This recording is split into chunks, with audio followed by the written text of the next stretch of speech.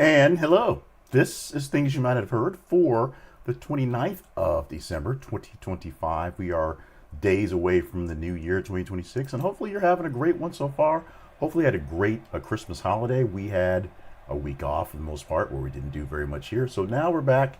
Hopefully the audio was fine. I did some tweaking on my little box right here. Did not quite switch out the cough button yet, but there's a mute button that I can reach.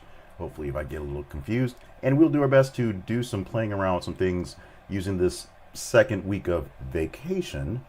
Where's my camera? Vacation, even though I'm working most of the week, to play around and see what we can do about the conversation project and, of course, things you might not have heard. And a few other things more better media wise, including some t-shirts that may appear at the end of the week. So we'll see what happens. But in the meantime, thank you for showing up for this thing here. Now, as you know, or you might not know if you're not a daily viewer of this thing we have here, the Conversation Project is your home for headline news, information, and pop culture references that are worth chatting about, and we give you a nice big gather of them every weekday morning about 5:30 a.m. Central Time with things you might not have heard. 10 for this Monday. We give you 2 extra for Saturday and Sunday, and they'll give you 8 for the rest of the week. Now, today we're giving you 2 on Donald Trump, maybe 4. A lot of these things are Trump adjacent, but 2 stories off the bat are Donald Trump-ish. One is kind of oldish, and one is moving into the beginning of the week. We also talked some NFL playoff picture stuff. One game in particular, which I went to bed on last night and probably should not have because it may be the end of my fantasy football league. We'll see what happens tonight going forward. And some Netflix. Stranger Things in particular. This is one that sort of stretches on. It was, ironically, even though I spent the week checking out the news and evaluating the news, a slowish news week in comparison to a lot of things, including with Donald Trump. He just wanted to hang out in Mar-A-Lago with his kids and just kind of be chill, I guess. So that's what happened. So we have 10 stories total coming up in just a bit. So if you want more details on what we do for the Conversation Project, it's very simple. Go to our website. This is conversationproject.com. And you can also find links there for our other sponsors. We'll talk about one sponsor, Ground News, in a bit, our partnerships, information, and things behind the scenes to help keep things going for the Conversation Project. If you are up and about, please chat with us here. I'll try to engage with it as I can. And if you're not, send me some comments and then let me know how you're watching, how you're viewing, what goes good, what goes bad.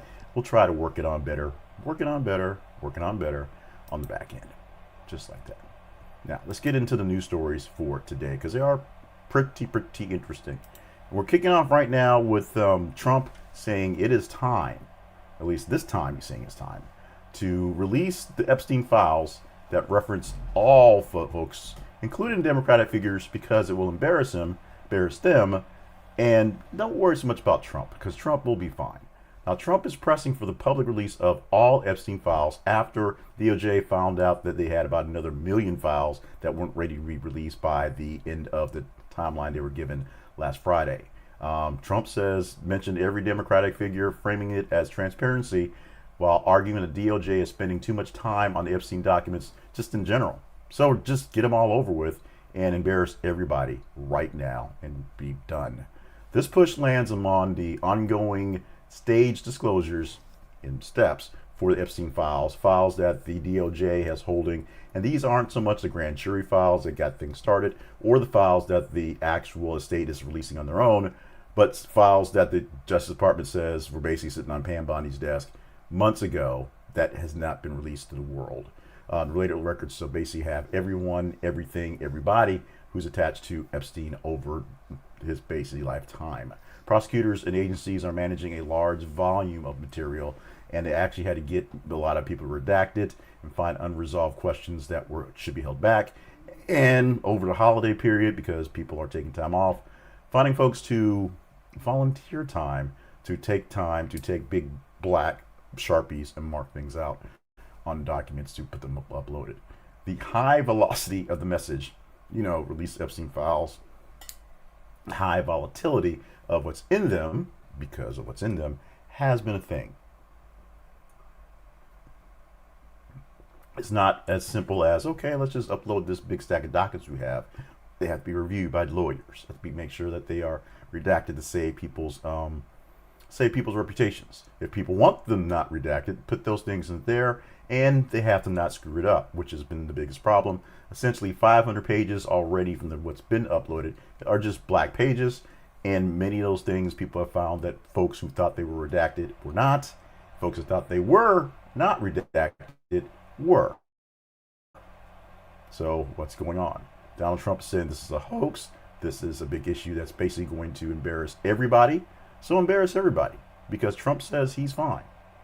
Although Susie Wiles says Trump is all over the Epstein files, so basically keep an eye on what's up there, what turns into actual hearsay, and what turns into what can be fact that can be proven in court. In the meantime, yesterday there was a meeting at Mar-A-Lago with President Volodymyr Zelensky and President Donald Trump. And they talked about the now 20-point peace plan that the United States has that's trying to get some sort of resolution to the conflict between Russia and Ukraine. Trump is signaling that the Ukraine's peace deal is coming into view. This is happening, he said, before the talks happened, and basically after the talks, what his comments were across the way. The reporting from most outlets described the revised draft framework where territorial questions remain the hardest piece. There are questions about who gets to keep what territory, and that's where the questions get a little bit interesting because, as you may suspect, Ukraine not really all that keen on giving up any territory, no land. But that's the way things are playing right now. Both sides, being the sides that's Russia and the Ukrainians, are downplaying what's going to happen. Russia completely because they're basically saying they're not going with it, whatever. And Ukraine saying they're not giving up any significant land. The Donbass region was what's really being pushed out there because it's traditional Russia, if you will. Russia just said, we're going to keep it. And Ukraine's is like, no, you're not. So that's where the sticking points are. Other than that, Zelensky said it's cool. The parliament will, of course, have to vote on it for Ukrainians and Europeans get a chance to say something about this, which they're stepping up to the plate right now, which is what Donald Trump wants. Basically, have no responsibility. Take all the credit and get the peace prize, but no responsibility for holding up the deal going forward. The communication strategy is pretty much intentional. We are making it a deal, and it's going to work. And the meeting that they had yesterday between Zelensky and Trump was supposedly make that deal become something closer to a reality. Now, watch out for what's not actually being pinned down to the public, what they're not saying to folks. The security guarantees, the enforcement mechanisms, and the statutes of contested regions, which they're not really talking most about, or at least Donald Trump's not saying much about, which are the real issues going forward, and the fact that no matter what will happen in those three things, the Russia variable is the big friction point because they're not going to concede to much anything. They don't like the conditions of any of these deals that have been put out there. They have played along to a point, then they stop playing along. We shall see if this current deal is the deal that makes things happen because the Europeans are behind it, the Ukrainians seem to be working with it, and Trump really likes this deal, all 20 points of it. Russia is the wild card. We did a terrible job, to be honest today, of throwing in all the sports that are here. We have a lot of sports, a lot of college football in here, and when we get to college football, we'll be amiss because we're going to give much love to the People's Championship of college football, which is the Pop-Tart Bowl, and not as much love, in fact, no story about the Snoop Dogg Bowl. Snoop Dogg has his own bowl. And, of course, the Go Bowling Military Bowl, which should got some more love, too. Right now, we're going to talk about something that really affected me, and that is the late loss last night by the Bears versus the San Francisco 49ers, which is affecting, at this moment, my chances of winning my NFL fantasy football league because Caleb Williams was supposed to score big. He really did. Unfortunately, Derrick Henry and the Ravens, he scored like 4 times as many points as he should have, and right now I'm edging on what's going to happen tonight. And believe it or not, need Atlanta to do some damage tonight to win my championships. Let's talk about the actual good game that was on last night. After a lot of weekend games, a lot of Thursday games for Christmas that weren't very good, but they did actually make some matchups that made sense.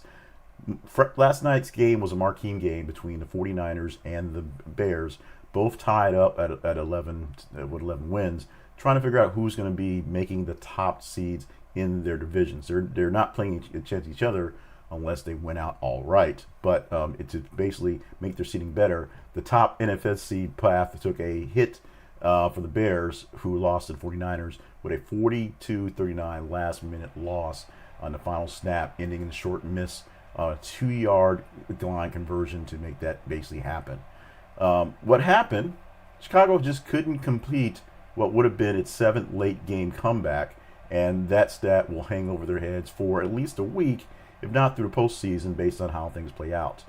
The storyline terms, this was Caleb Williams' games that people will replay for decision making and execution in the final minutes. He was great for the box score, but at the final turn, it just did not quite happen. What it actually means for San Francisco is they go against Seattle for the top spot to see who actually gets that first round bye in the actual series for them. But for the Bears, and for some strange reason, somehow I became a super Bears fan because everything in my social media feed was Bears are on top, Bears are on top, Bears are on top. And of course, everything playing in all of the media and all of the promotion for this week was this Sunday night game being a big game. It was a big game. It was an exciting game. It was a game with a lot of firepower into it, where they're basically trading back and forth touchdowns pretty early. But all said and done, it's a time where Brock Purdy, the former Mr. Irrelevant, was able to best the former number 1 pick, Caleb Williams, in a matchup head-to-head. Well, they technically go head-to-head, but it worked out that way for them. We'll see how things go. Bears are definitely high in the playoffs. They've clinched their spot, so they, of course, are going to get the host of the first game. And, of course, the Seahawks will have to now contend with the 49ers to see who's actually going to get that top spot in the division they live in.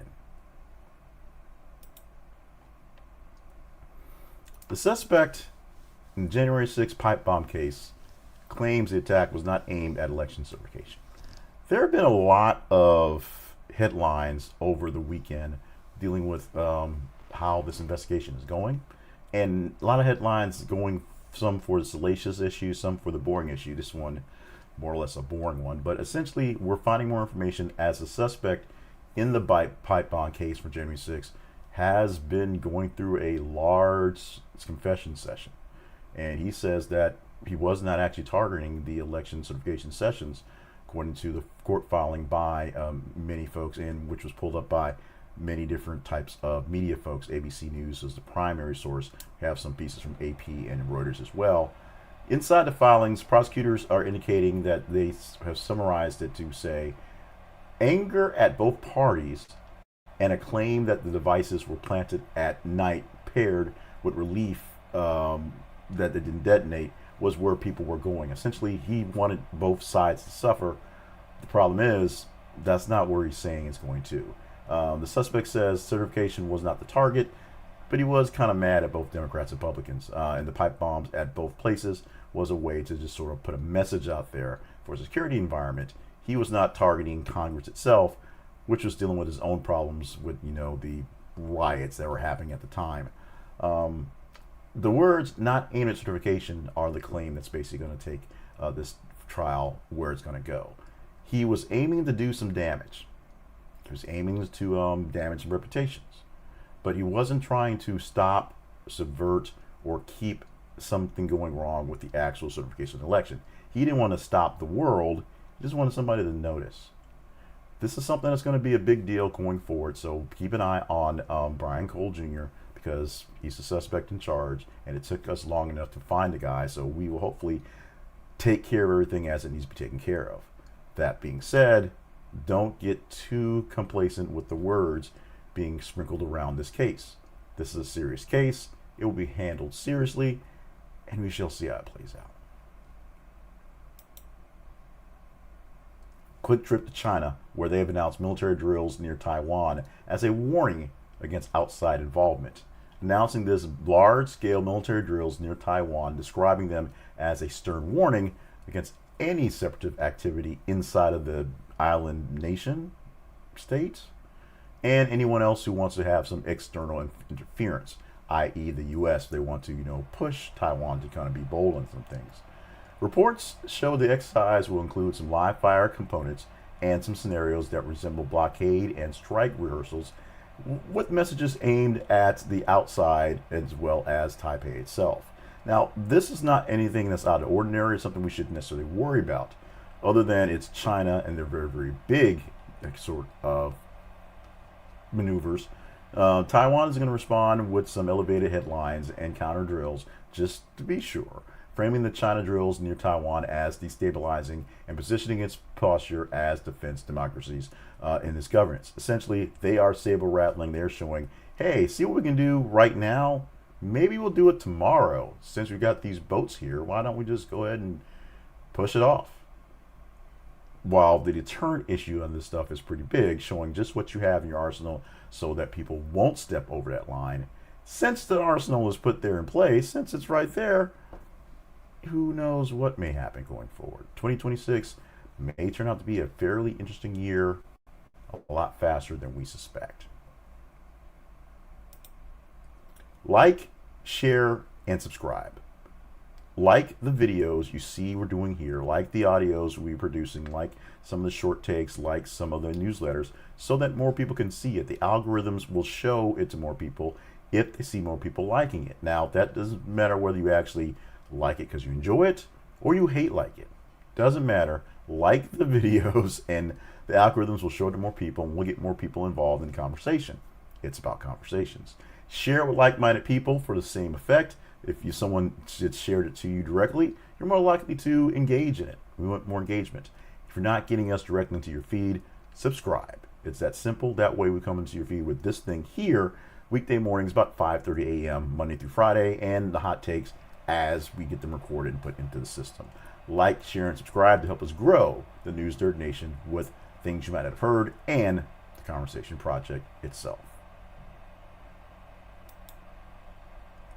Ski Patrol strike forces indefinite closure of Colorado's Telluride resort. We had an earlier story at the beginning of the weekend about some labor disputes slowing things down at Telluride Ski Resort.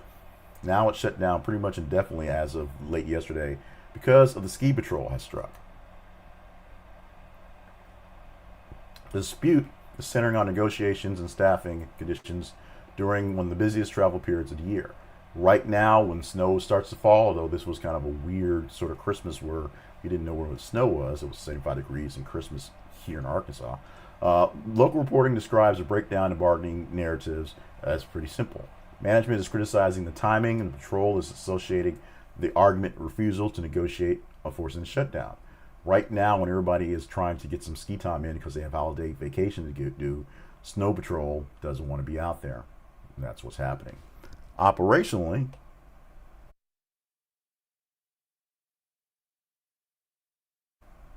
it's a perfect tactic for the Snow Patrol. They hold the leverage because without coverage, they risk the people being unsafe, just like that. It's instant, it's there, and they can reopen just when they feel like they are ready to take the reins again. It's the phrasing that's indefinite that really matters. So whenever you expect to come to Telluride or any of the resorts that may be having issues like this one, your plans to get there will be affected. Any refunds if you get there and you can't ski, and local business dependence on people showing up and sticking around and doing things for days is an issue.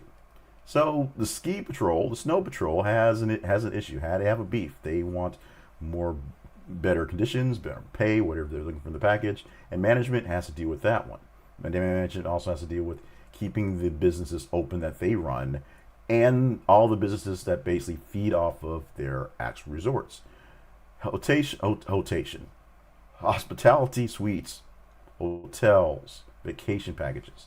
Those folks are all symbiotic together. So if something's not working for all of them, and that's what's happening here. It's pretty simple. It's a labor dispute that must be cleared up, obviously, but in the process, you also have to clear up a whole lot of other people who are collateral damage in this issue. Michigan has named its new head coach, one Kyle Whittingham, from taking over from Sherrone Moore's after his pretty controversial, well, not so much controversial, just pretty bad dismissal. Kyle Whittingham is now the head coach for Michigan.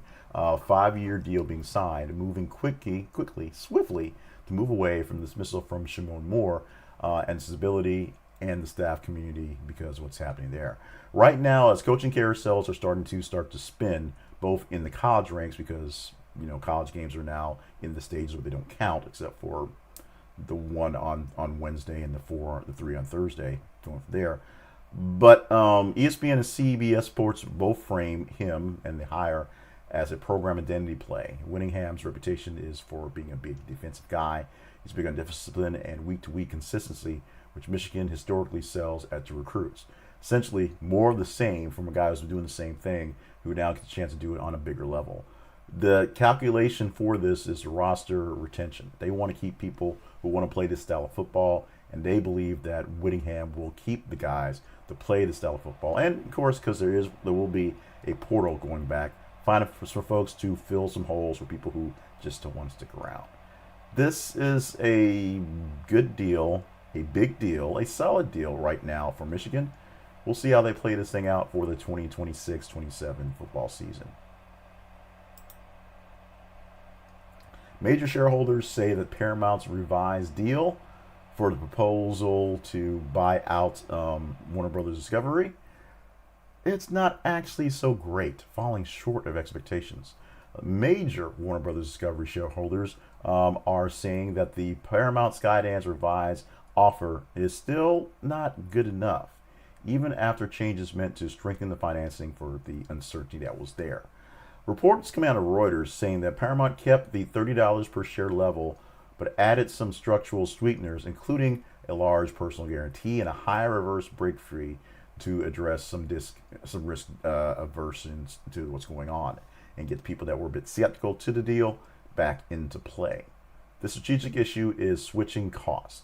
Investors are weighing whether Paramount's improvements can compensate for the disruption of changing paths, while Netflix's competing structures remains on the table. Netflix had a solid deal. In fact, Netflix was agreed to, but the hostile takeover now by Paramount Skydance, offering more money to buy the whole kit and caboodle, makes things a bit more chaotic, let's say.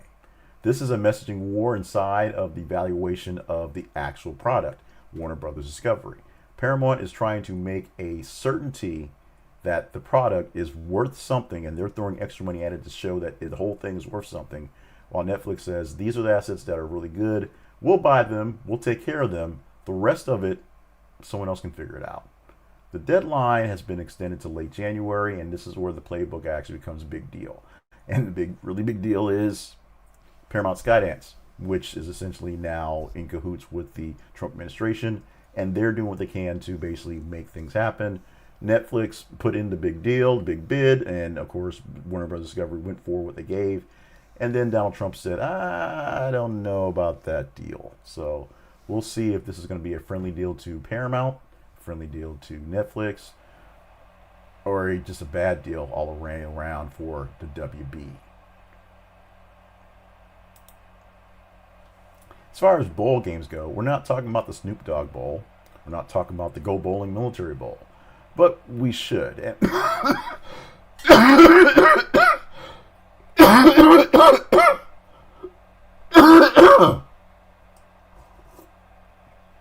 cough button. Because the relevance of the bowl season is going to lose its luster with what's going on, including, honestly enough, all the extra pro football games that are going on right now in the sports betting world, and basketball coming in full swing. However, we are going to give a little love to this headline because we had to fill the gap. And that is BYU, which got to celebrate the Pop-Tarts Bowl with a win and get the People's National Championship shirts. Now, let's step on this one for a second. The actual national championship is going on. Round 2 starts this week, and then we'll get to the playoffs and the semifinals and whatnot going forward. But, of course, after winning this one bowl game, which had people walking around in Pop-Tart suits and essentially giving up their lives to be eaten by the players at the end of the game, the People's National Championship shirts went into the celebration with a tongue-in-cheek branding moment because people like this bowl. It's what's there. It's people are all into this one. They like the pageantry. They like watching the Pop-Tarts dance around. They like having the mascots for the teams dress up as Pop-Tarts themselves. It doesn't require very much for any imagination. They just sort of have a fun with this one, especially with the NIL era merchandising going back and forth. Extra merchandising does not hurt at all. And like we said, the players love it. The players love it. The fans love it. The people love it. So it may not be the actual national championship this year. BYU may not have a chance to play for that actual title.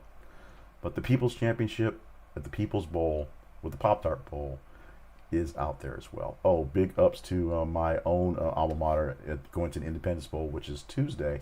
They always go to the Independence Bowl, which is weird because they play 40 minutes away. But you get invited, you go. So let's see Louisiana Tech, and hopefully they do a great job this weekend or this week at the Independence Bowl coming up on Tuesday, I believe. This is something I experienced on my own, and I wasn't sure exactly what the deal was, but apparently it was Netflix not quite being ready for prime time again, as they experienced a brief service disruption during the Stranger Things Season 5 premiere. Season 5, Part 2 of 3 premiere. On Christmas Day, Netflix went live with its new version, the second half, most of the second half. 8 episodes for this final season. 4 were released on Thanksgiving, 3 were released on Christmas, and if you tried to watch them within minutes of their release, 8 o'clock Eastern Time, you had problems with disruption. It kept giving you these screens and throwing things up right there. Now, I've been having the same issue of trying to watch The Roses on Hulu for literally months, so I don't know if it's the same deal. Can't be that many people trying to watch, Cumberbatch, great actor as he is. But this is a big deal for service disruption for Stranger Things Season 5 Part 2 drop, reporting that members had trouble getting the devices to connect to this one. And it is basically the big ticket premiere creates synchronized demand spikes.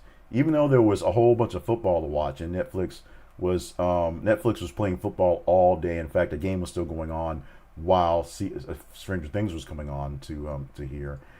They do have some issues when people really, really, really, really want to hit an actual piece. They had some issues with the plenty of boxing matches going back and forth. Of course, last year with football wasn't quite as banner as this year's with football, although they had some issues with the broadcast. Basically didn't get cleared up till Snoop Dogg had his halftime show, which people thought was awesome. But it's a thing that's going to be more of a thing, especially if Netflix buys out the streaming services from Warner Brothers Discovery. Owning all this content, especially the live stuff and the stuff that still is must-see event TV, things that still are sort of appointment television, comes an issue. So we'll see what happens with this one going forward. It got cleared up fairly quickly. I got a chance to see the 3 episodes that were there, waiting for the final episode that will come out on Thursday, New Year's Day, to end the series and figure out who lives and who dies at the end of Stranger Things 5.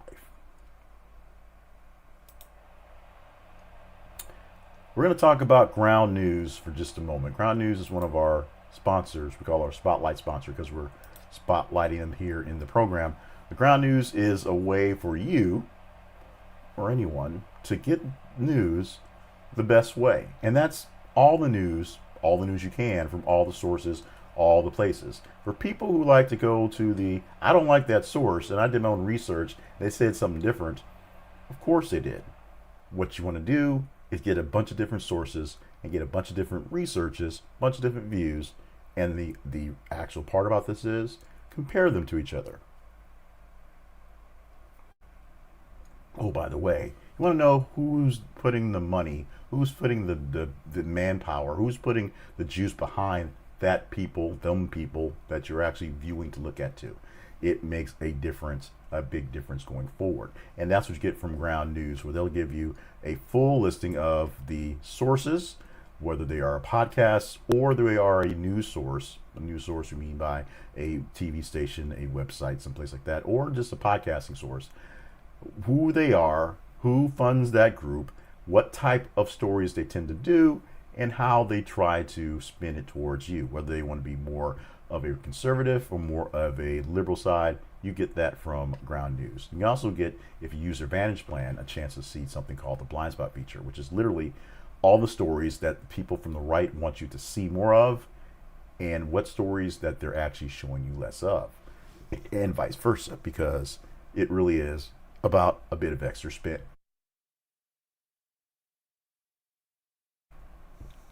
Join the fun. It's all fun by going to our affiliate link. This is theconversationproject.com/ground news. This is theconversationproject.com/ground news. And you can get in with 40% off the Vantage plan to help you save on that and get all the great news you can, whether I'm here or not. It works just like that. So check it out. We use it every day to kind of gauge where some of the news is going, and sometimes we'll take a conservative headline and put it with a link to liberals page just to freak people out, just to see how things work out. But check it out on yourself. You can do your own research and do actual good research using ground news.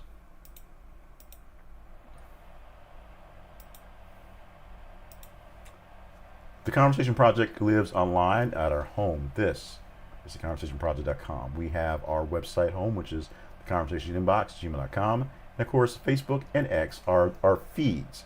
Just like YouTube, we are streaming this video there live on the morning, but YouTube, we can't actually post the links as we do on Facebook and X.